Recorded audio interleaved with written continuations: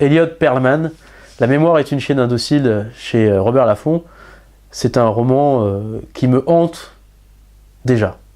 Elliot Perlman, c'est l'auteur de Ambiguïté, ce génial roman qui était paru en 2005, et de 3 $.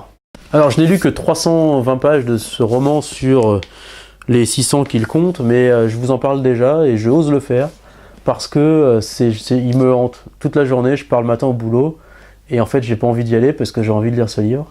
Je rentre le soir, il y a ma femme, mon enfant, c'est sympa, mais j'ai envie de lire ce livre, j'ai pas envie de leur parler, j'ai envie de lire ce livre. Donc c'est pour ça que je me permets de vous en parler au bout de 350 pages, parce que c'est sublime. L'histoire, c'est l'histoire croisée de Lamont Williams, un jeune noir du Bronx qui a été emprisonné et qui se retrouve dans le service de nettoyage d'un hôpital. Et dans ce service de nettoyage, il va rencontrer un monsieur qui est en fait un rescapé de la Shoah. Et à côté de ça, il y a l'histoire d'Adam Zinielnik, qui est un chercheur en histoire, descendant d'un juif rescapé des camps d'Auschwitz, qui est en train de perdre sa femme, perdre son boulot, et qui, malgré tout, trouve une histoire pour peut-être relancer ses recherches, relancer sa carrière d'historien, et relancer finalement sa vie. Et il y a tout dans ce roman, quoi. C'est le roman New York d'aujourd'hui, c'est la Pologne des années 30 avant la guerre, c'est l'histoire des Noirs aux États-Unis, finalement aussi, comment ils se sont battus pour les droits civiques.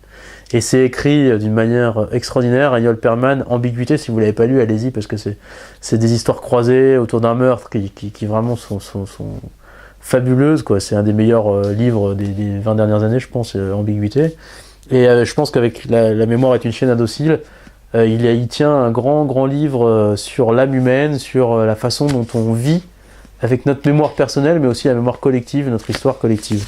Et je vais juste me permettre de vous lire les deux premières phrases de ce livre, qui déjà vous donnent le ton, et qui, je pense, vont vous donner envie de le lire, comme ça m'a donné, moi, envie de le lire quand je l'ai feuilleté à la griffe noire.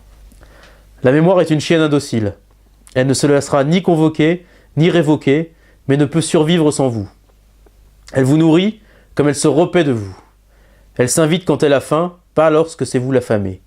Elle obéit à un calendrier qui n'appartient qu'à elle, dont vous ne savez rien. Elle peut s'emparer de vous, vous acculer ou vous libérer. Vous laisser à vos hurlements ou vous tirer un sourire. Elliot Perlman, La mémoire est une chienne indocile, chez Robert Laffont. C'est superbe.